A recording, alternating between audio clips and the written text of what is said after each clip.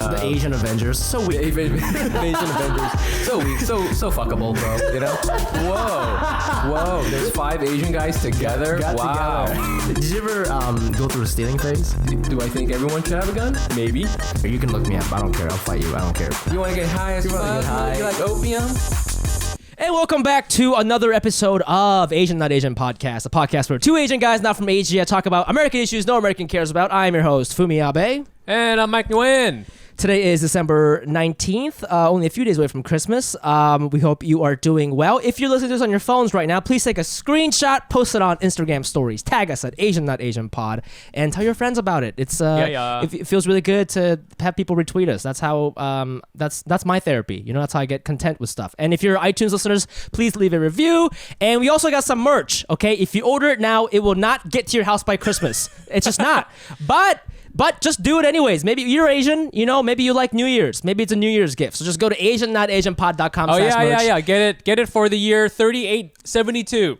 Or get that whatever shit. it is going to be in. So in the future. Get yourself an Asian Not Asian hoodie. If you put it on, guaranteed someone will suck your dick. That is a promise. And we don't usually do this, but there are 2 Patreon people who complained that we never gave them a shout out when we totally fucking did. So shout out to Jordan Luong, Alaska Tran, for being babies. Okay, we're giving you a shout out at the top of the podcast. But if you want a shout out, please join us on Patreon.com/AsianNotAsianPod, and we'll give you a shout out. I remember doing podcast. Alaska. It was. Yeah, I we feel totally Alaska did has also come to our Hack City show. Yes, I think she just wanted some extra attention, and I'm here for it, really. And Jordan is a comic, a New York comic, and now in Hong Kong. And also, it was the subject. Oh wait, no, I don't know if I can say it. I don't think you can. Okay, I know what you're about to say. Okay, I can't say it. But Jordan, you know, has been a critical supporter on the show. Yeah. So shouts to him. Maybe one day when the world isn't on fire, we can all hang out again. But until then, thanks for the Patreon support. Until then, stay in Hong Kong and stay safe. Shit's wild over there, bro. Shit's crazy. Like, what are you doing on Patreon? Like, get a gun or something. I don't know how that works. Get a gun.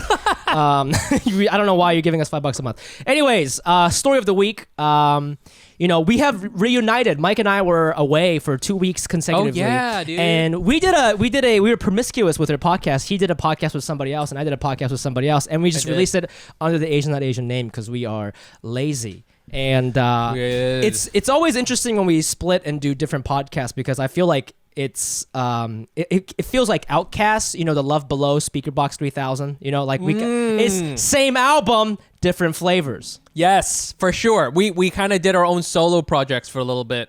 You know what I'm saying? Where I became kind of like a mixed media artist, you know, and then you became like you dropped like a chopped and screwed mixtape, you know? And yes. And you know, we had our own thing because you had Hannah on. And that was a crazy episode. Yep, you guys talked about some real shit. Talk about STDs, getting herpes in quarantine. It's getting crazy. herpes, you know, which is very Fumi. Fumi is very herpes. I got I don't have herpes, but I've got a herpes energy. If that makes sense. You should have herpes. Yeah, I should.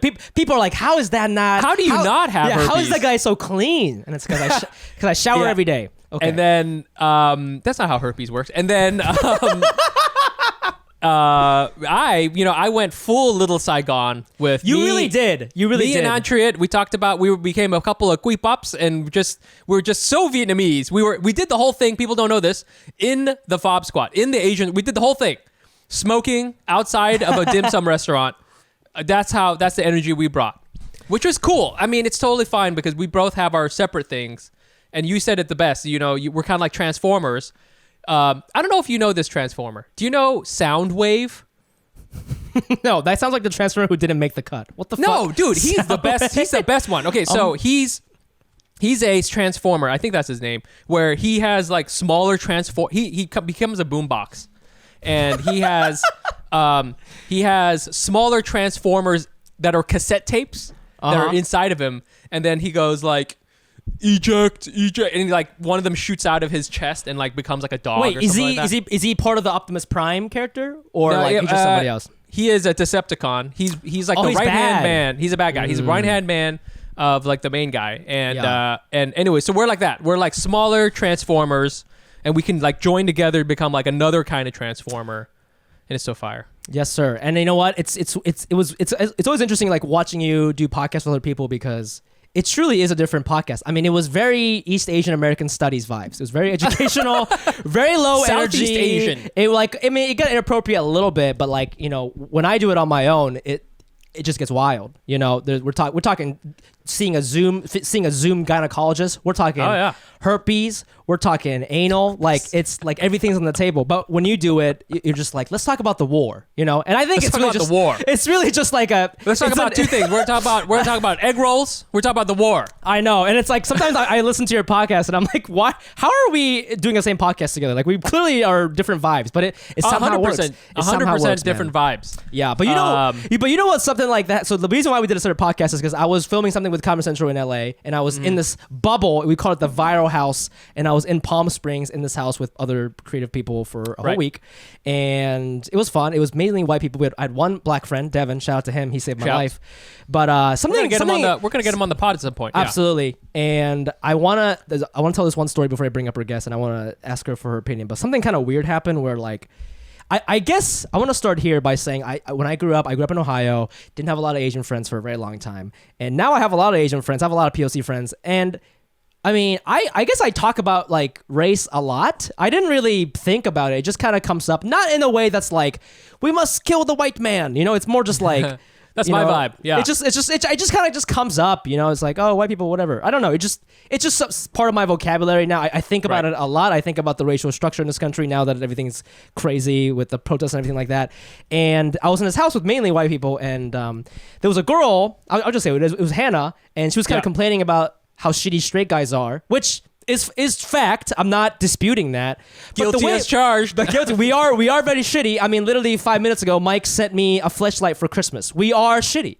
That was actually the best thing I could have done for you. I thought about someone else. See, that's usually not how straight guys are. That's true. But like, and I get it, but the way she was describing her guys, it sounded very like fratty white guy to me. So I said, Hannah, like, I don't mean this in a weird way, and it's totally cool if you feel this way, because I know that when people have preferences with dating, oftentimes it's kind of like a product of the environment or something, or the media. So like, I'm not faulting you as a person, but have you ever dated a non-white guy? And we were in a hot tub, and I killed the vibe.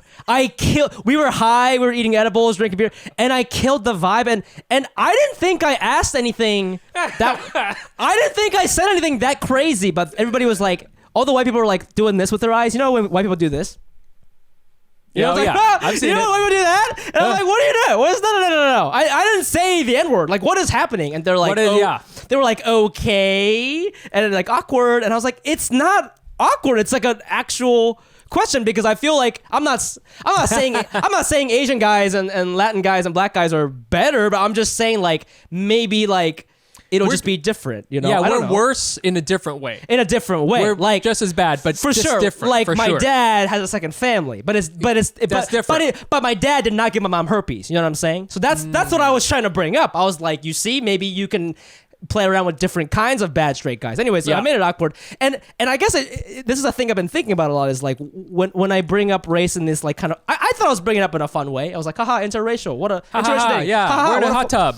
Yeah, what a great time! What a great time to deal with race issues. You know, like, hey, I just took 5 milligrams of THC, and I'm sitting in a hot tub. Hey, you want to talk about racism? Yeah. You want to talk about the civil rights movement? Now that when you say it like that, I think I was in the wrong. I'll be honest. I gotta apologize. It could be a good energy. I think also because you're kind of like talking about dating. I think it's an interesting question. I think race is funny sometimes in the context of dating. That's why I brought it up. Literally, race is so funny. We have a whole we have our careers based off of it. That's what I'm saying. That's what we're trying to do. Yeah. So, okay. So but nobody kind of like pursued that. Like, she didn't say anything. Did she say like, oh yeah, I did, or I didn't? Or she was like, I don't know if that's better or worse. It's funny because she like made me feel like shit, but then her first response was like, well, do Indian guys count? I'm like, yes, that's like that is the continent of it. You know what I'm saying? So, oh my God, I wish that we had. I wish I could just call up Pranav right now. And just get a a lifeline and just be like, hold on here. Do Indian guys count? And That's the thing. That's what I think. It's like, oh, you think I made it weird? Like, you're the one fucking saying, do Indian guys count as humans? I don't know. I don't know.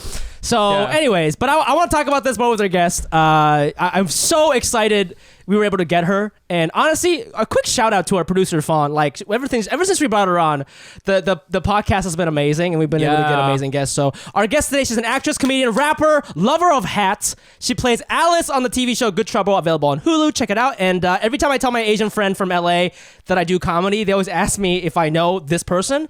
And her biggest credit, she has an amazing Vietnamese accent. Okay, and Mike is Vietnamese, and we're gonna honestly put that to the test. So guys, give it up for the hilarious Sherry Cola. Yo! Hey. I love how, like, you said, I can't believe we got her, like, as if I'm so exclusive. Like, not at all. No, you're famous. Pokemon. Yeah, we got you. Famous. Get in the ball. Yeah. Oh, Jodak Oi, Jodak Oi. Whoa, you do know some Vietnamese. Yo, I was watching a stand-up set that you did, and then you were doing this like joke, and your punchline is that you do an accent, but the twist is that it's not even a Chinese accent; it's a Vietnamese accent. Right. Yeah, and I was like, it sounds good. And Mike is a fan of Vietnamese accent. He's very fair. I love Vietnamese accents. He doesn't care if you're Vietnamese. If it's good, then he'll give you the pass. So I just wanted to give you that opportunity. The reason why I do that is because I have an accent joke, and sometimes recently I got some shit for it, and I got into this whole thing on TikTok about it. Some fucker. Anyway, but I do an accent, and then I flip it and I go, that's not a Vietnamese accent, because I can't do one. I just do a generic Asian accent, which honestly I think I got from a white guy. So works out. Yeah. I grew up with Vietnamese peeps in the 626, so I just like there you go. absorbed it, and that one is just like easier to do than the Chinese one for some reason, because I'm Chinese. I'm Shanghainese, and I don't even really know how to do the Chinese accent. Because that's my mom. You know, is that an accent? Yeah. That's just mom. Yeah. Yeah. I'm the same way. I feel my mom doesn't have an accent because I'm so used to listening to her. Yeah. Like she just is just, that's just how my mom talks, and she speaks totally fine. And everybody else is like, has a weird accent. And I'm like, what's going on?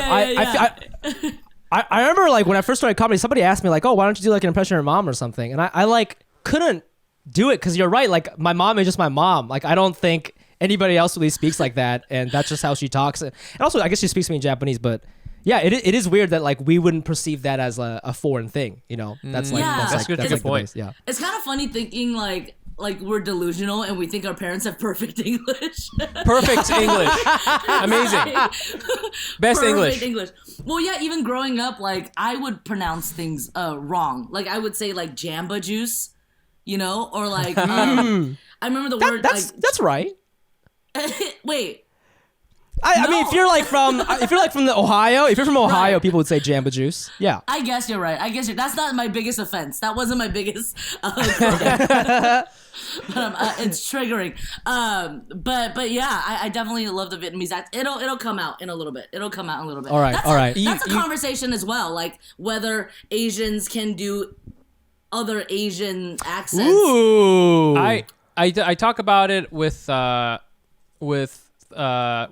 I think, a little bit, and it really does come down to how good is it. Yes. Because if it's really good, right?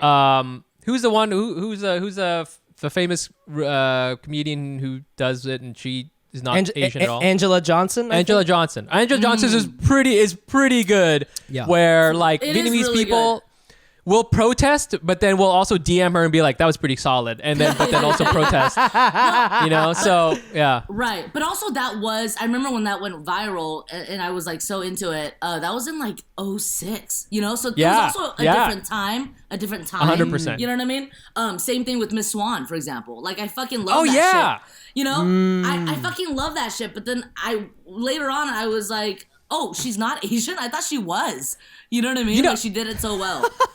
You know what's crazy about Miss Swan? And speaking of like kind of not seeing the Asian accent sometimes, for a long time, I would see the Miss Swan character and she would be doing her thing, and I didn't realize she was supposed to be Korean. I was like, oh, I thought maybe she's just like drunk or something. I didn't strike me as like, maybe it's also because I was like, this is like so off Korean that I was, you know what I'm saying? I was just like, oh, this is just like a drunk lady. I was like, I didn't get it. And also, her name is Miss Swan. I was like, this is so weird. Wait, I didn't know who she was, so I Googled her, and now I recognize her from Mad TV. It's, first of all, it's so, Mad TV, shout out to Mad TV for taking a lot of chances on Asian material back in the day. I mean, Bobby. Bobby, yeah. But also, why didn't they just have Bobby play this? Right. That's a great point. That's how hard it was for Asian guys to get cast. They couldn't even get cast as their own people. They're like, no, we're gonna take this other white comedian. He does a better Asian impression than you. Have you, Sherry? Thanks for coming on. Have you ever experienced something like what Fumi is talking about, sitting in a hot tub and killing the vibe by starting to talk about race and dating? I have been in a hot tub full of people and I killed the vibe because I farted. That'll do it. Wait, the jets weren't on? The jets weren't on? The jets weren't on. You are so bold. You're so starting bold. your own jets. Yep. Yeah. I figured, I'm very efficient. Let me get it going myself. The jets, self-powered jets. I'm very eco-friendly, okay? Yeah, dude. No, but I'll be honest. Yeah, I think I'm the same in terms of like, we do constantly throw out the white people thing. Like, I'd probably say like white people at least once a day. You know what I mean? And because we're so used to, especially now that the conversations have opened up a little bit, we're so aware of like the differences in a sense of like, like for you, it's like, oh, have you ever, thought about dating a non-white guy? Because for us, people of color is the better option, right? Just like, just naturally, right?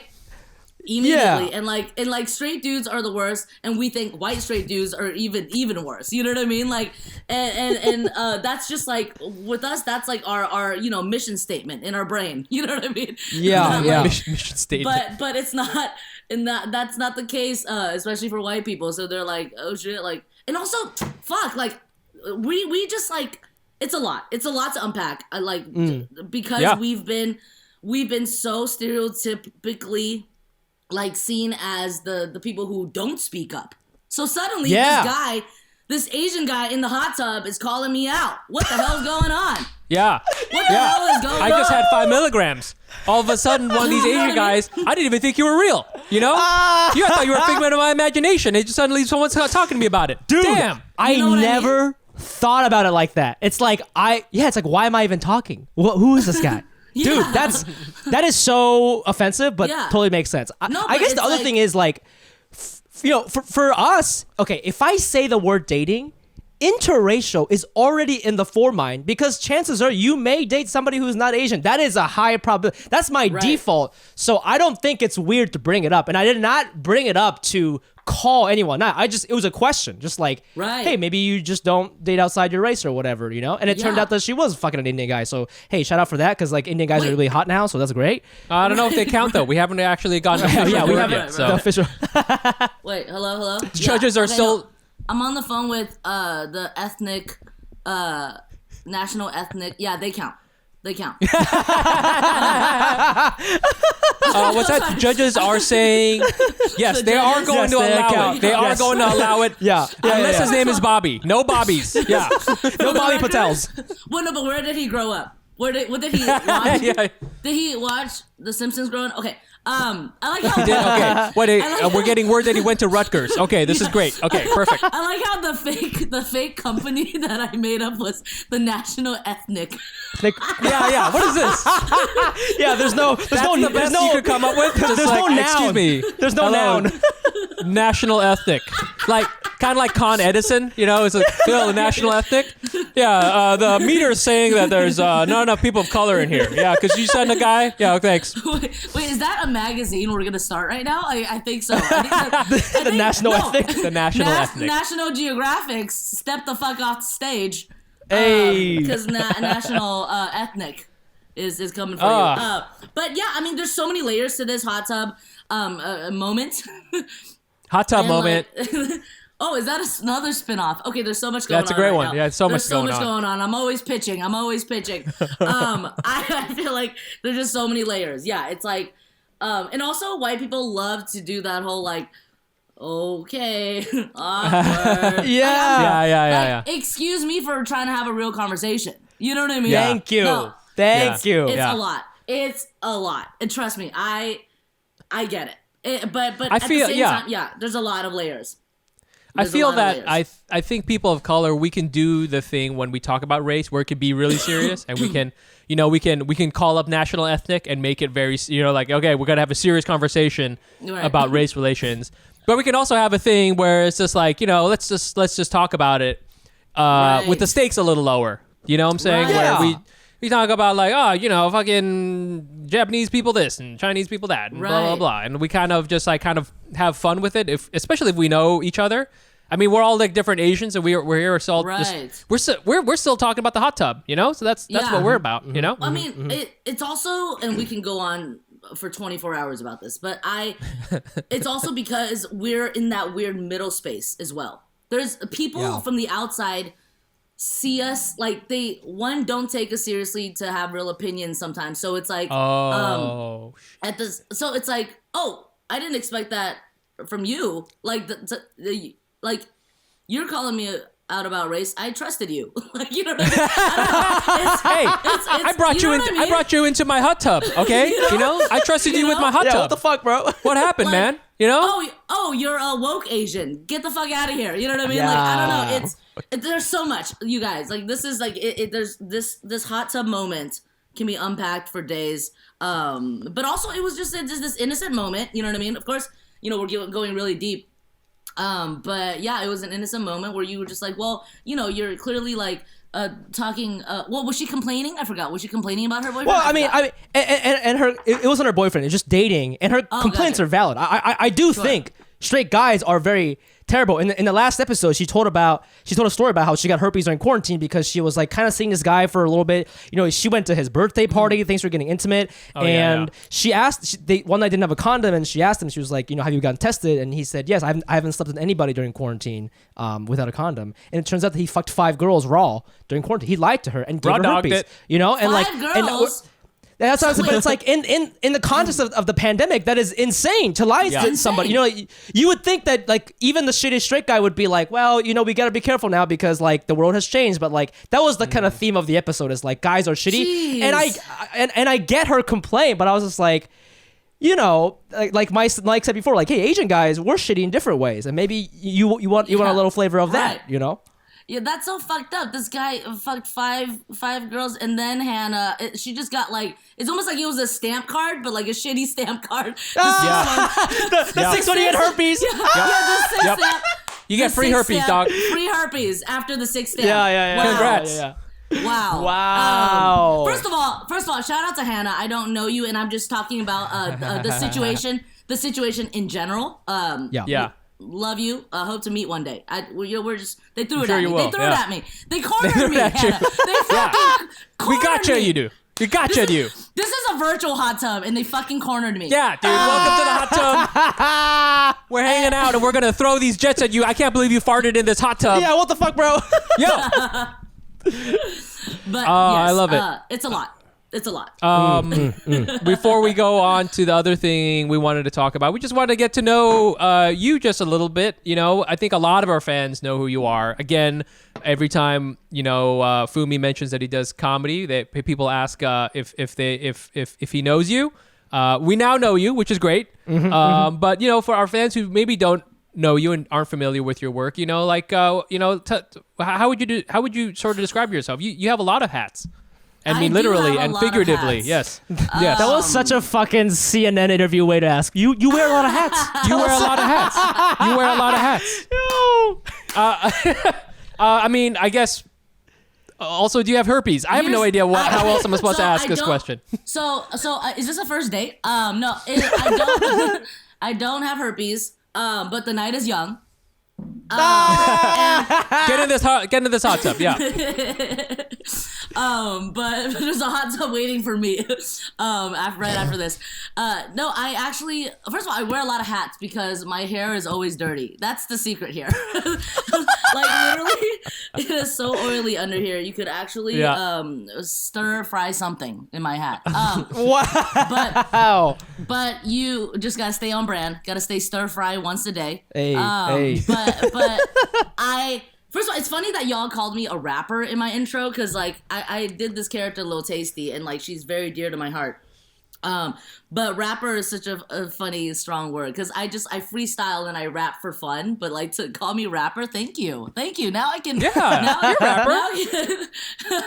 I can put that in my bio finally because someone validated it. But I grew up in the 626. I was born in Shanghai. So, you know, growing up in the San Gabriel Valley, I did grow up with a lot of Asians. Just fun facts, it's not a fucking competition. Okay, it's not a fucking competition.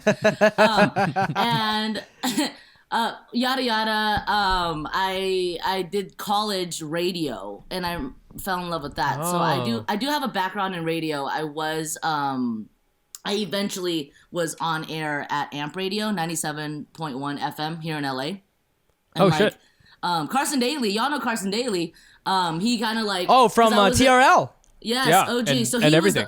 he was the morning host, and like he basically figured out that I was doing stand up, and I had Lil Tasty that went viral, and I was still just like doing the minimum wage job, like street team stuff, social media stuff, like things in the building, and basically he's Yeah. like, wait, why aren't we using this girl? Like, you know, like she's in the building, shit. like, you know.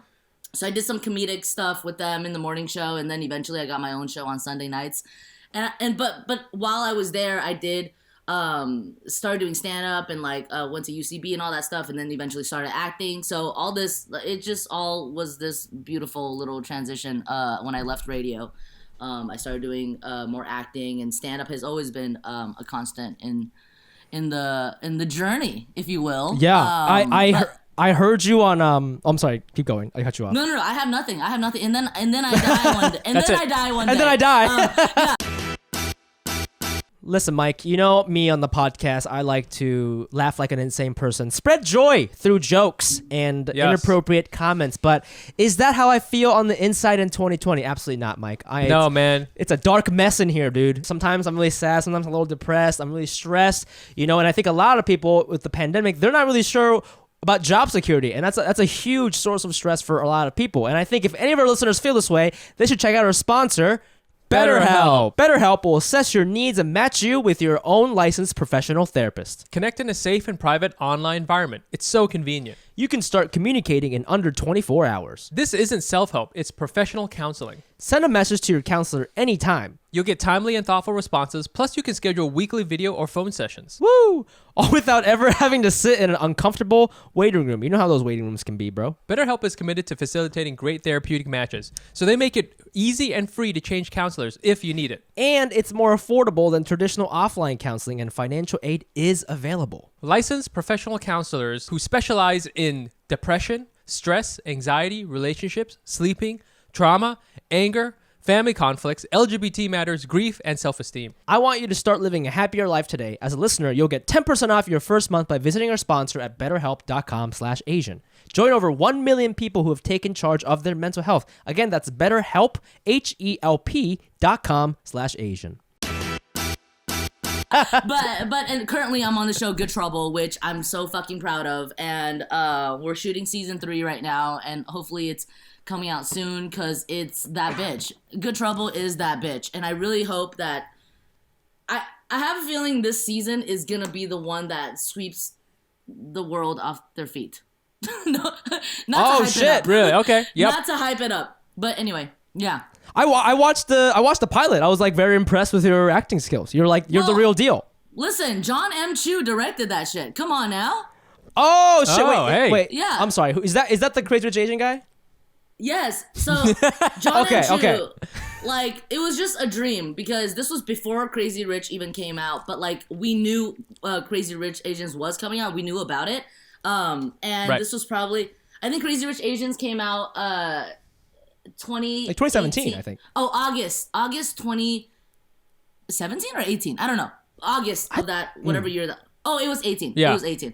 August 2018, and then I booked Good Trouble in May of 2018, and then my manager called me and was like, John M. Chu's directing the pilot. I was like, are you fucking serious? That's like, this crazy. Is, like, That's awesome. Whoa. Who's been reading my diary? You know what I mean? Yeah. Like, it was just so dope being able to work with him on my first my first series regular role, and like He was just so cool, and like Crazy Rich Asians was about to come out. It was such a time. It's such a time, you know, and it's still even more of a time now. It just keeps getting elevated. Like, you know, Asians in the industry, Asians like us, like connecting and really building this community and like, you know, just kind of not taking no for an answer. And I feel like we've become so unapologetic in the last like 3 years. It's a beautiful thing, and it's growing more and more. Sorry, is this a panel? No, yeah. I always No, have yeah. to- No, I love Yep. the fire. Yep, we're Yeah. out here. We're ruining white Yeah. people's times in hot tubs. 100%. We are. 100%. Well, speaking of being unapologetic, I read, you know, one of my research, one of the research points that a producer put out is that, like, you know, you have this. So I watched the pilot. You play this a queer landlord person, and you kind of use that as a way to like come out to your mom, right? Right. So basically, in real life. oh in real yes, in real life, yes. So I am bisexual. My character is lesbian, and me being bisexual, this has been like a life thing, you know, like whenever the hell I realized it, and kind of came to terms with it. And like my close circle knows or knew, I'm sorry, my close circle knew, and I lived my life very freely in a sense. But my mom never knew. And like my mom and I are so close to each other. Like she's literally my rock. And like I'm for me, the measurement of success is not money or fame. It's literally making my mom proud. Like that is truly, you know, the fact that we're immigrants, the fact that like, you know, she came to this country and like, just worked hard to make sure that I had a good life. You know what I mean? Like she's still working, you know, she has a restaurant and like, she's still working freaking day to night, you know, obviously she doesn't have to worry about me now, but that was always her goal, to give her like only child, you know, a good life. And for me, I'm like, okay, we came to this fucking country and it cannot be, I refuse for it to be for no reason. You know, I refuse to be ordinary. I refuse to give us an ordinary life because, you know, because my mom lived a pretty ordinary life, if you will.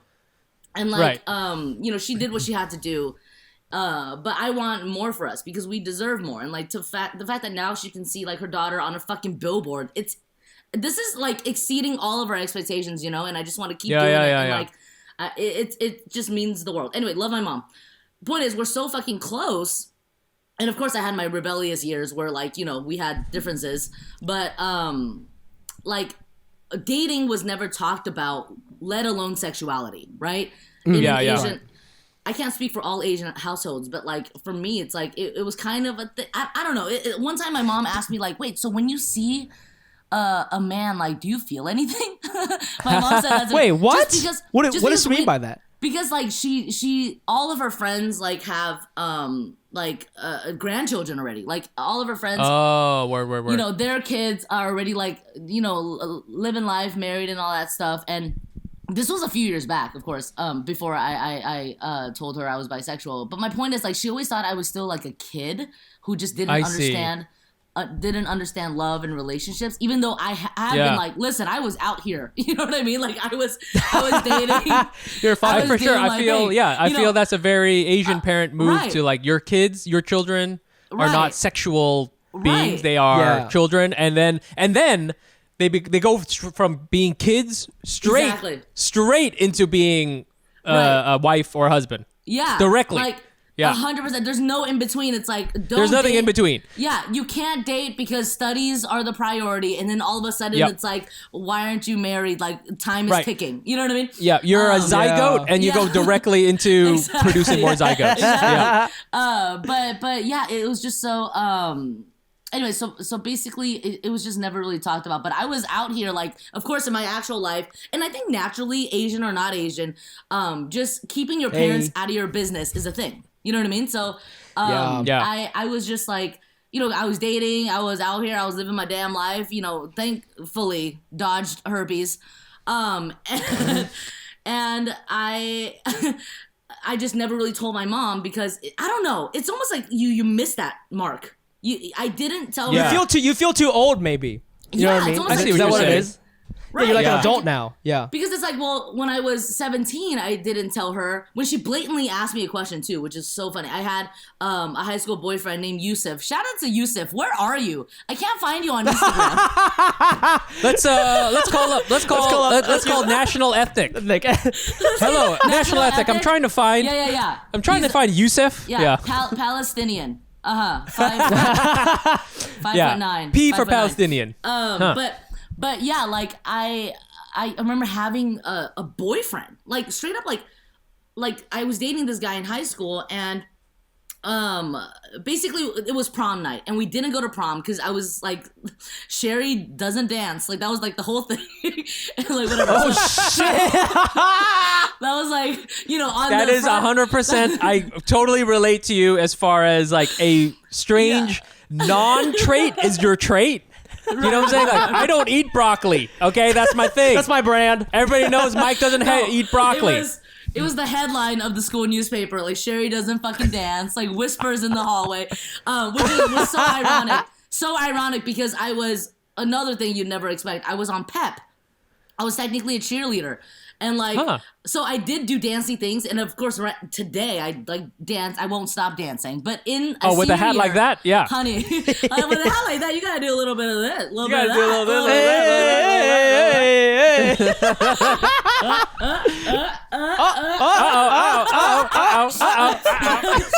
So That's how I feel. That's how like 626 Asians say hello to each other now. Finger Just like, tutting. what's good? Hey, man, what's good? What's good? What's good? Hey, You good? Hey, man. Hey, yeah. Where you going? Home Depot? Okay, that's cool. Oh, Okay. you California Asians. Anyways, okay, so you were not basically- dancing. Right. So basically in 2007, I was a non-dancer. Anyway, so my Right. point is, Yusuf and I ended up hanging out on prom night, right? And that's when he asked me to be his girlfriend and like all that stuff. My first real kiss, 17. Cute. Maybe 16, 17? 17. Point is, I go home, and because my mom has a restaurant, she's had this restaurant since I was in 5th grade. A lot of the mothers of my classmates went to the restaurant, you know, so they would chat, whatever. So I go home, and my mom asked me, she's like, wait, wasn't there like a prom? Or, I don't know if she said the word prom, but like, wasn't there like an event tonight for all the whatever? Because like whatever, Esther's mom told me. She came to the restaurant, she told me. And I was like, yeah. And she was like, how come you didn't go? I think she even joked, like, you could have found your husband. I swear, I think she said that. In my memory, she said that. But like in that moment, I could have said, oh, actually, like, I didn't go, but I went on a date, and like, I have a boyfriend now. Like, I could have said that. Because clearly she opened that door. She opened that door to, like, let it be allowed, you know? Because she joked, like, why didn't you go? You could have met your husband, you know? Like, Right. But I didn't. And it's I always think about that moment. And, like, it's so weird. I don't know. I can't explain it. Like, why is it so weird to, you know what I mean? Like, Yeah, I want to like, right, I want but that was to my talk about that chance. for a second. Yeah. That was my chance. Yeah, I mean, with like, me, you know? And, like, now, anyway, yeah. It is for sure. Like I feel like a lot of Asian people just. First of all, my parents never gave me the talk. Did they give you guys the talk? The sex talk? They gave me the talk, but I mean, it's different from my mom. My mom's your mom's a nurse. My mom's Yeah. a nurse, but So she- that's sort of the thing is that like she had to, she was like confronted with it like all the time. Yeah. I mean, so when she says penis, she probably doesn't giggle, right? Because she sees it all the time at the hospital. You know, like she's Right. used to these vocabularies and shit like that. Well, you know? I think she also knew that I was just like out, you know, I was like, I had a high school girlfriend and I had like all this Right. stuff. And she could just tell that I was like, this was really important to me. You know, I was like real horny. Yo, you know, get your And dick wet.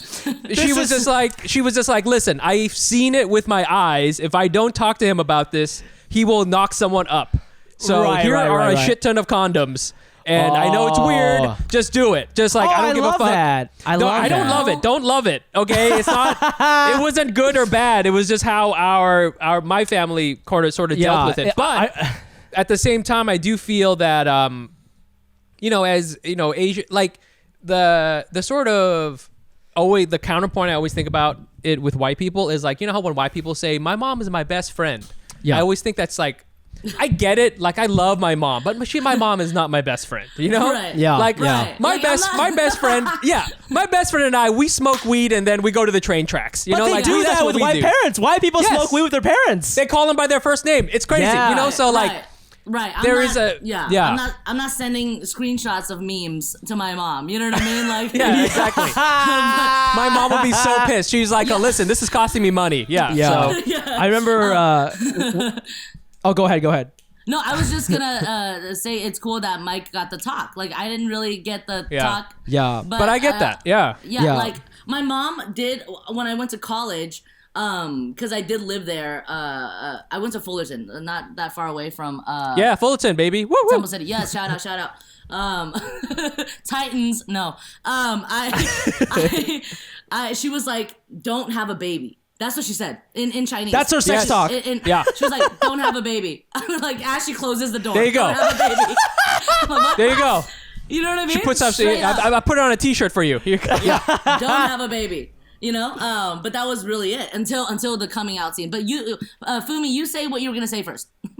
Oh, I was just gonna say like it's. I totally relate with you because my mom has joked about because my mom was like, so my dad's a real nerd. He's an engineer. I don't think he was getting laid in high school. My mom was his first girlfriend actually. So I think he was just like a nerd. He went to a good school, all that shit. My mom didn't even go to college. She was like in a band. She has a lot of friends. Like she plays piano. She's cool. She used to be cool. Huh. And I remember like I think for a while she wanted that relationship with me. So when I was younger, like girls would call my house, right? And I would be so embarrassed. I would hang up and be like, "Oh, it was the wrong number." Like I was so uncomfortable I didn't want my mom to know I had female friends or anything like that. And like, so we never talked about it. But the only time we talked about sex is one time my mom found out that my younger sister, she's like, we're like 2 years apart. She was having sex with her boyfriend. Okay, this is in high school. She must have been 16. I was probably like 17. And my mom freaked out because she's an immigrant mom. My sister had a white boyfriend. She was like, "How do I talk to like white teenagers about this sex and stuff?" And she just didn't know. Like, she knows in her mind, white American boys are wild. They're like animals to her. She's like, "I don't know how to, what else is he doing to my daughter? Is he eating her ass? Like, this is wild." So she tried to like confide in me about it once, and she was like. She pulled me aside. She's like, "Listen, I'm going to talk to Andrew." That was his name. "I'm going to talk to Andrew, but I don't know how to talk to American teenagers about sex. Like, do you have any advice?" And I remember being like, I am a virgin. Like, I have no idea what the fuck. I'm trying to figure this out myself. So, in fact, if you talk to Andrew, let me in on that convo because I'm trying to, let's get to the bottom of this. You know what I'm saying? Like, how do I have sex? Yeah. Why didn't she talk to, your sister about it? Did she talk to your sister about it? She came to me first because she was really, really upset. Because she thought maybe they were practicing unsafe sex. She was like, I remember at one point she was like, she came to me with like a bunch of articles. She was like, "I read on the internet that American teenage boys, if they see a hole, they want to put their dicks in it." I swear to God, she said that. Honestly, though, I'm like, when you're not wrong. It, when you think about it, your mom probably had like the white boy, like a show like Jackass. You know what I mean? Oh, yeah. Like, oh my God. Is he putting fireworks up my daughter's pussy? Like, what the fuck? You know what I mean? I'm just trying to imagine the NHK article that came out that had this in there. You know what I'm saying? Along with just like, okay, this is how the the Japanese stock market is doing. Also, be careful of white boys, okay? Yeah.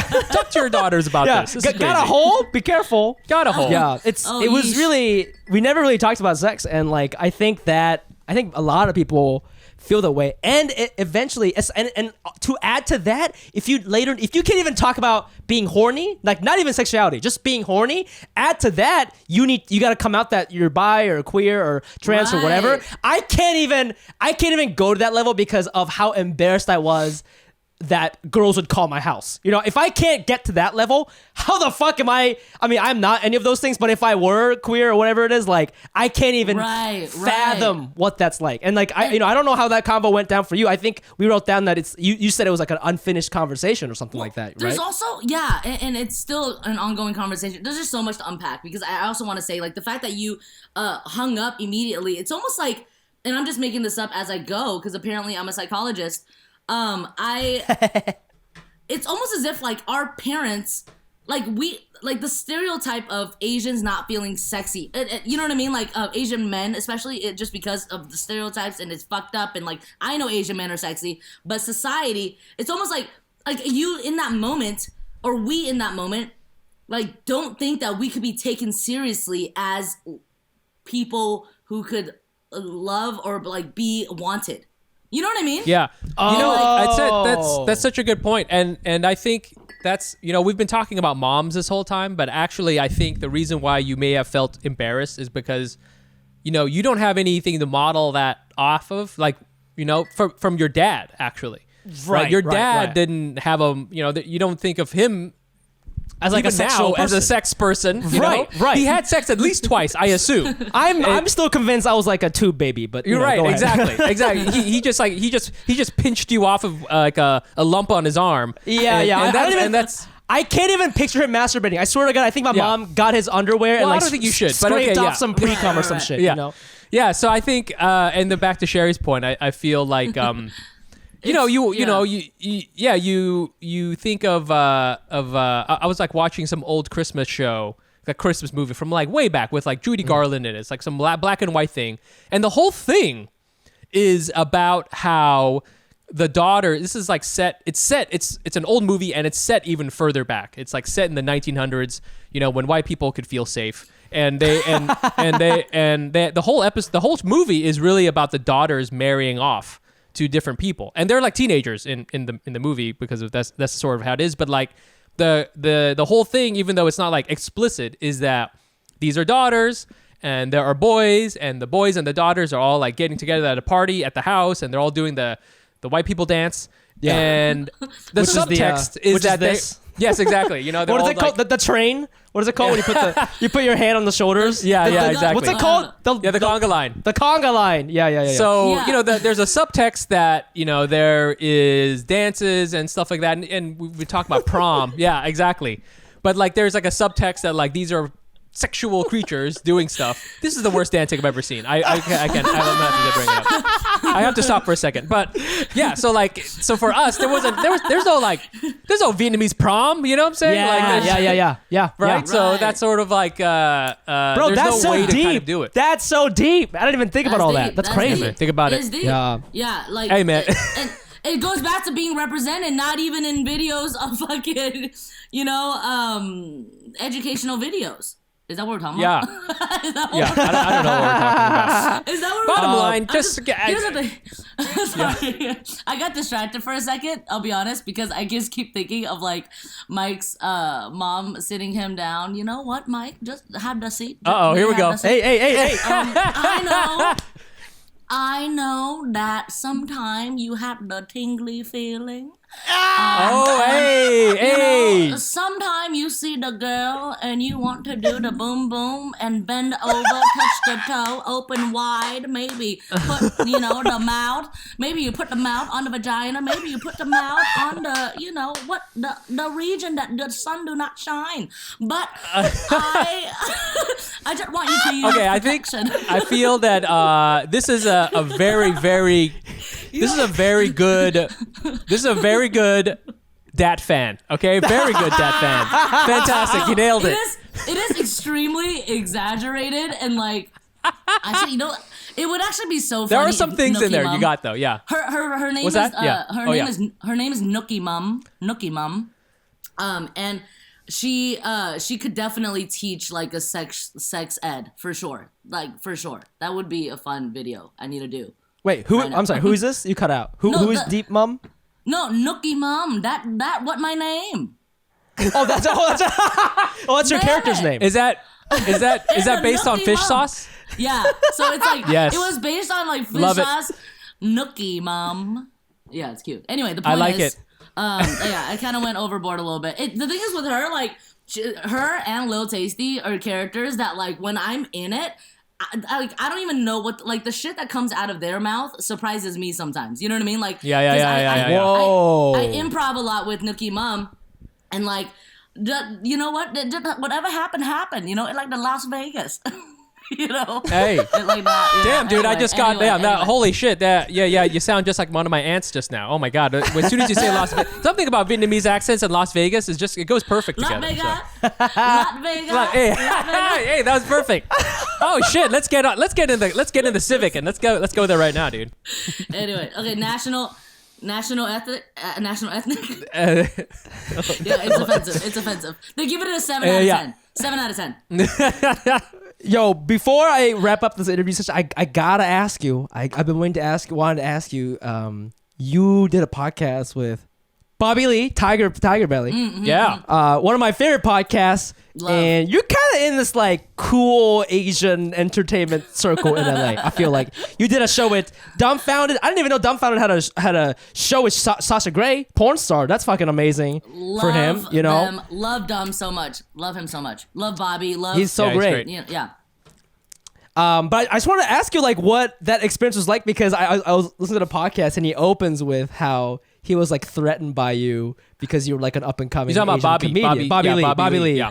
He's like threatened by your presence, and it's so funny to me because he's like so famous already, you know. But like the neuroticness of a Right. comedian like never ends when you're like 50 years old or Yeah. whatever. You know? So what was that like meeting Bobby and all that? First of all, I actually did meet Bobby like a couple years ago, like very briefly, and I would see him at the Comedy Store and stuff like that. But this was the official like first time actually spending time together.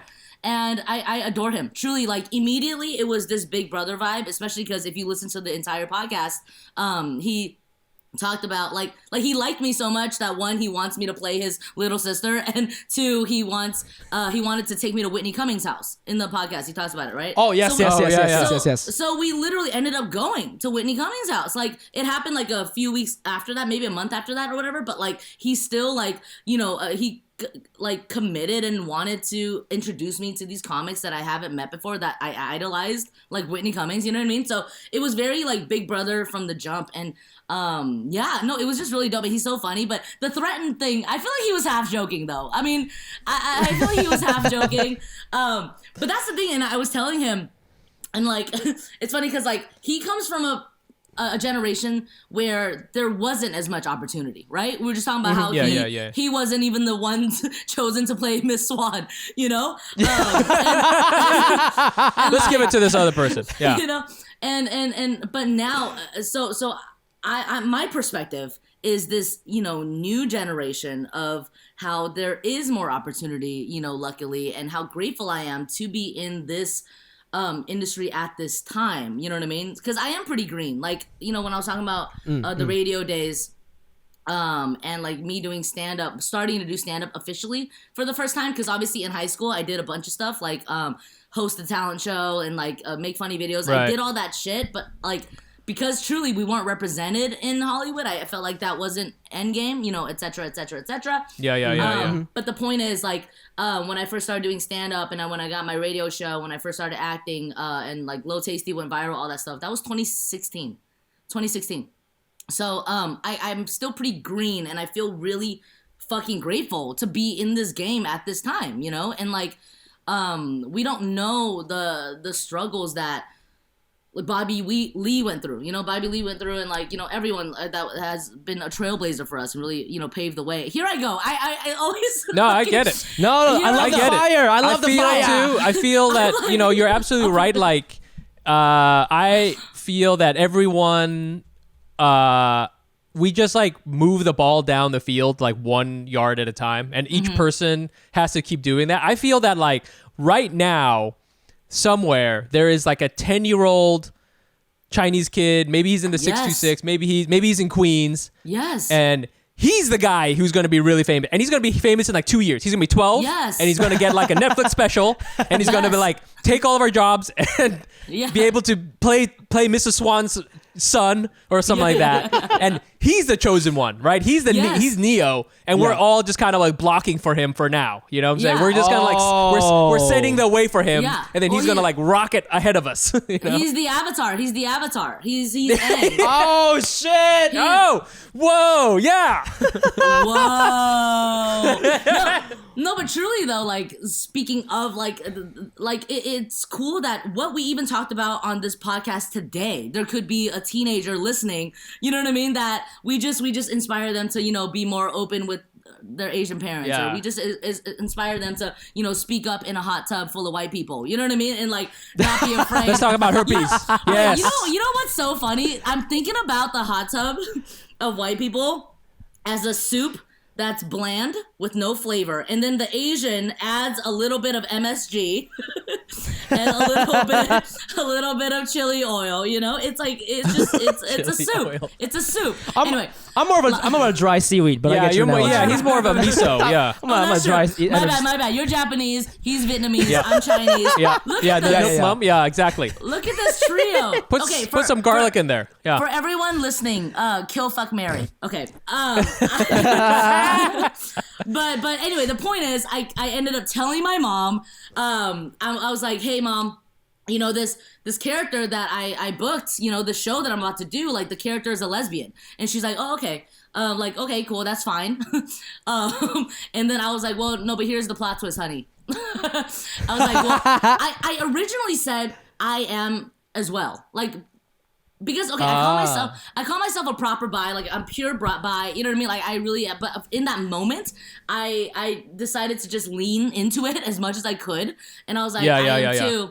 Like I didn't say bi at first. I just said, oh, I also essentially like women, and she was like definitely in denial. It was like 45 minutes of me crying, and here's the thing, shit. like, I was in tears, and like Ellen kind of talks about it, like whenever you come out, you're the one crying because this weight.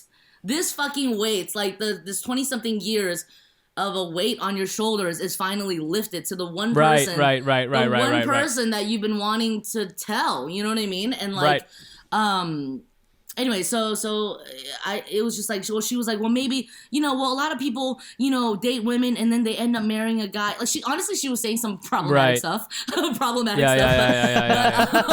My mom got canceled in that 45 minutes. You canceled her on Twitter. Not a good time for her Twitter for sure. But now she's back uncanceled. No, but she's literally like my everything, right? So you want her to. I'm trying to like.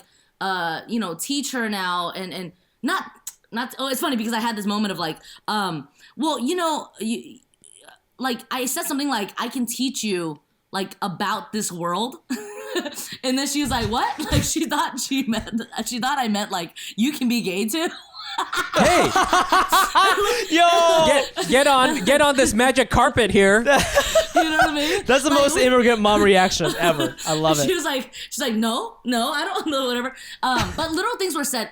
We just had lunch with my manager, Colin, who's a very handsome man, and she was like, I was just thinking like you and Colin would be so great together. And I'm like, Mom, can you focus? But like this little thing she kept saying, you know, and I was like, should I tell Grandpa? And she was like, you want to give him a heart attack? You know, like these things, very classic Asian mom responses, right? And you know, I just anyway, when she was like, a lot of women like, you know, date women and like then get married to a man, whatever. That's when I was like, no, I like guys too. I like both. And she was like, you know, maybe you haven't like dated at all or something like that, you know, because once again, she thought I was like naive. I was like, Mom, I've done it all, honey. Like, I was like, I have done it all. And like, this is just what it is, whatever. Anyway, it was a lot. But it was just emotional and like, I felt really amazing afterwards, you know, and this was good. in 2018 when I booked Good Trouble. And the point is, it's still a conversation because, you know, even now she still talks like, you got to freeze your eggs because she was like, I don't care who the husband is, just give me a grandbaby. Yeah. There you go. But then like a part of me wants to be like, or wife, you know what I mean? Like she's still in that. I feel like she's still in a little bit of denial. But the point is, I'm still, you know, there's still progress in the sense of like now she knows things like what LGBTQ stands for. You know what I mean? There you go. Which wouldn't have happened if I didn't book this role. And it goes back to representation. It always goes back to representation. You know, like the fact that I got the opportunity to play this role, to represent, I'm now able to talk about, being a queer in the Asian community, and the conversations that we've been so scared to have. You know what I mean? Even in the show Good Trouble, spoiler alert, but I come out in the season finale of season 1 finale, and it's just such a beautiful scene and things that I didn't see when I was growing up. And if that scene can help someone Asian, who's in the middle of Ohio, you know what I mean? And like, Yeah. I'm from Ohio. I just want to talk to some but you know girls. what I mean? I just want to talk to some girls. Yeah. That doesn't national ethic. Yeah. Okay. No, but you know what I mean? Like it representation fucking goes a long way, and like a little goes a long way, and like the stuff that I'm doing, off camera, and the stuff that I'm doing on camera, it truly is like. We're out here, and I'm just excited to keep doing it. Well, I'm so glad, and it sounds cool that there's like progress being made, and you're working on. You're still having those. It's one dim sum meal at a time that we're gonna win people over. Yes, honey. And if you're out there, and if you're a young person who wants to have a conversation like this with your parents, do what Sherry did and book a role on a major TV show so that you can have this very awkward conversation. Because otherwise you got no chance, baby. Otherwise there's no chance. There's no chance. There's no way. Just keep eating your meatball. Yeah. Keep holding it in. Once you're on a billboard, your mom can't say shit. She's so proud, that now it's like this, like, the ball's in my court. I feel that like how at high school kids they'll like ask their prom date out by like putting some really crazy thing up, like putting will you go to prom with me? On the billboard. We should do that for Asian kids who want to have a conversation with their parents. Hey, look at me. I go to the corner of Wilshire and Olympic, and then we can have a conversation. Hey, Mom, it's me. I have herpes. Hey, check it out. No, I'm pregnant. I should have saved the coming out for when I win my Emmy, and like just oh shit in the speech. Fuck. That would have been wild. All right, back to the lab, everybody. So. Yep. So we are back with our guest, Sherry Cola. Comedian, rapper, extraordinaire, and we are going to do everyone's favorite segment. It is Das Race News. And this is an interesting one. This is there's a couple of layers to this one, but basically what happened is, and Sherry, we sent you this article, but yes, I read it. A couple weeks ago, the New York Post, which is total rag. Outed this EMT. There's an EMT who has an OnlyFans page, and we, hey, Fumi and I, we're always joking about OnlyFans. We think about starting one. Why not? We're here for it. We love it.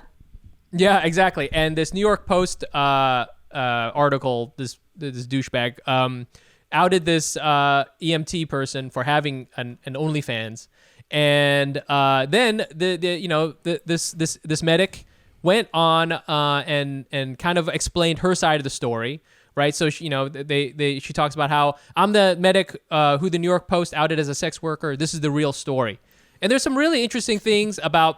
I want to talk about. I think the fact that there is an EMT and this person grew up in West Virginia, half Asian by the way. She's half Asian. She's half Asian. Yeah. Yep, she's a young person. She's in her early 20s, and she's trying to do this in order to make more money because EMTs don't make shit. Dude, they make $15 an hour. It said that's the minimum wage. That's crazy. Yeah, it's crazy because like there's like different levels to being an EMT, and like the first couple levels, you're like a fucking you're like a scrub really. Like you're just starting out. It could be a good job, but it takes a long time to become like a full paramedic. It takes a lot of work.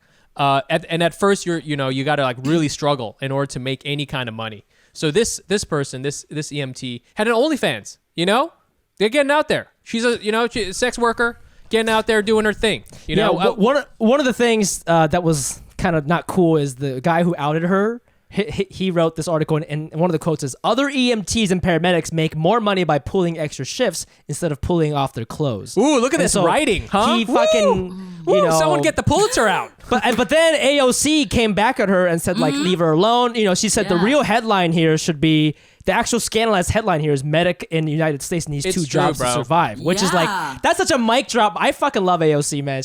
That's a mic drop moment. Listen, AOC called her. AOC called her. Oh, that's right. That's right. Yes. But yeah, what are we thinking about this? Yeah, I think it is the bigger conversation of, you know, paramedics, like these are essential workers right now. Like they're doing much more than we're doing, you know what I mean, in terms of COVID. Way more. Yeah. And they need to get paid more. So this is a bigger conversation, and so I'm almost happy that this, like, you know, came to surface because of that. And like the bigger conversation here also is what is the crime in having a fucking OnlyFans? You know, Right. It's like literally we have to just normalize it and stop, like, you know, shaming things like OnlyFans and like, or even like stripping. Like, you know, there's our single mothers who are like trying to feed their children and they have to do what they have to do. You know, things like that. And homegirl Lauren was just like, you know, not making enough, and like OnlyFans is popping. Like, why the hell not? What is the difference between OnlyFans and TikTok at this point? Oh yeah. So true, bro. You know, I'm like, It's so true. nudity is art. Okay, it truly is. There are fucking statues. Oh shit, we're going there. We're going there. Uh-oh. Listen, We're going there. I have a PhD in Zooms. But I there are fucking naked statues of people everywhere. Yet when it's like in an app, you know, being sold for that reason, like there's naked art everywhere and it's sold for millions. Yet when you're fucking trying to be self-made and, like, you know, I mean, listen, that's another conversation here. It's like, why are we shaming something like this, but this other thing is okay, you know? And like, especially when it comes to the situation when she's, you know, literally, first of all, her dad also ended up getting corona. Did you see that? I swear to God, I thought you were about to say her dad also got an OnlyFans. You hear that? He heard about the news. Because OnlyFans. He's banging. He's banging. Yeah. Because OnlyFans works like T-Mobile. You have to get the family plan. You got the family plan. Everybody shares data. You share data, and you split the proceeds. Yeah, I get that. I feel that. Yeah, dude. No, listen, yeah, it's a lot. It's a lot. But I honey, I'm happy this came to light, and like people are having her back, which is dope. But yeah, what do y'all think? I mean, let me say this. First of all, do any of you guys subscribe to an OnlyFans? Have you guys made that mistake? Has this happened? I haven't. Okay, I've subscribed to like 7. Oh shit! And I subscribed for 1 month and I unsubscribed immediately because I just want to try out for a month. And it's like, it's fine. It's actually, I think in March I was subscribing to the wrong ones, but the amateur ones, like the one this lady did, are the good ones because they're not like, their shit's, a lot of times you'll sign up for like a famous porn stars OnlyFans, and then the next day you see the same video on Pornhub.com and you're like, why would I pay for this shit, right? But the amateurs, they, you know, you can't find that shit anywhere. But the real cool thing is you get to DM with the OnlyFans people. So right now, I am DMing with some famous porn stars, and I gotta say, it is brightening up my day, ladies and gentlemen. It's a good time. You can talk to these people who are famous on the internet. So like, I don't see what's wrong with it. It's a lot of fun, and the money goes directly. We have a goddamn Patreon, for God's sake. What is the difference? Fantastic. Yeah. Support small businesses. Okay, that is. We always joke around about how comedians and we've had Asa Akira on, we've had conversations like this before, but like the path of a comedian and a sex worker, I feel is very similar. You're putting out content, you're trying to get a fan base, you've got like, I mean shit, like I could 100% see somebody saying that this podcast and in many ways is far more problematic than just a few nudes. Way more for sure. I mean, first of all, we're not even cute. Okay, this girl's actually cute. Hey, we're offending a lot of people just by being terrible. Sixes straight Asian guys. That's like, who wants to fucking see that? You know? Yeah. Who wants to see this bad dancing? Hey, you know? wait, so but I'm bringing the numbers up today, shouts right? to- I'm bringing the numbers up today. Right. Okay. Well, you're bringing the numbers Well, back up. you're bringing the bringing numbers it back back up. up. You're bringing And it if back you up. want to see more, check out our OnlyFans where we've got Sherry Cola. But it's all just I mean, her wearing listen, different hats. Yeah, we so, are way more not yeah. safe for work than any fucking OnlyFans. way Yeah, more. it just, Yeah. you know, Holy we have fuck. to see Yeah. nudity and like, listen, everyone needs to make money and fuck, there's weirder jobs out there, you know, and that don't get shamed. You know what I mean? Yeah. Like the guy who cleans the pole at the stripper. That guy. Nobody could. Yeah, If you guys been to a strip club, that's a job, by the way. There's a guy after every dancer, like a weird guy comes in, sprays the pole, and like wipes it. Nobody talks about that guy. You know, that guy's making $8 an hour, whatever it is. But here, you know, this person here is just trying to be more honest, trying to make more Right. money. P2P, if you will, peer to peer. You know what? That's a pole worker. Yeah. Hey! The UCB improv training coming. UCB improv training. Well, thank you very much. That has been Race Yo. News with Sherry Cola. Love it. And that was our show, everybody. Thank you so much for listening. Sherry Cola was our guest. Thank you so much for joining us. Sherry, where can our fans find you? Just look me up on Instagram, Sherry Cola. That's where I am, honeys. You got a podcast or anything like that? You know, YouTube page, it's- anything like that? It's been a conversation for many years, but I haven't committed yet. I can't commit quite yet, honey. But it's coming. It's coming. I'm sure it's Well, coming. She's definitely busy. Check out her amazing Vietnamese accent and check her out on Good Trouble, playing On on Hulu. Hulu. That's amazing. Yep. And where can our fans find us, Fumi? You can always find us at AsianNotAsianPod on all platforms. I'm also on Instagram, TikTok, and Twitter at the Fumiabe. That's TheFumiAbe. And you can find me on Instagram at Nice Pants Bro. Please leave a review if you're an iTunes listener, and check out our Patreon, patreon.com/AsianNotAsianPod for bonus episodes, behind the scenes stand-up stuff. We release extra race news on there. We got some feedback last night. We might do a live Twitch streaming where we play Among Us. Like, we're just gonna try to release a bunch of funny content this winter because we can't go outside. So please join us. For $5 a month, you get access to all this cool stuff. And you also get a shout out on the podcast. And we've got a Zoom stand-up comedy show, which Sherry would love to have you someday if you do Zoom shows. I know some people don't do that. Yes. I promise you, I know Zoom shows can be weird. Our show is good. It's a fun time. Our fans are so adorable. They love comedy, and I think it'd be a great time. So You have good fans. I think the next Yeah. one's gonna be January January 8th. 8th, because next week is Christmas and the week after is New Year's. So Yep. Right. come back January 8th. We'll have a producer reach out to you. It'll be a good time. But Yes, please. Anals, Yes. we love you. Sherry, thank you so Thank much. you. Everybody have a Mwah. amazing Thank Christmas, Hanukkah, Kwanzaa, Happy New Year. Happy Stay the holidays. goddamn inside. Happy holidays. We love you, Anals. Bye. love you. Bye.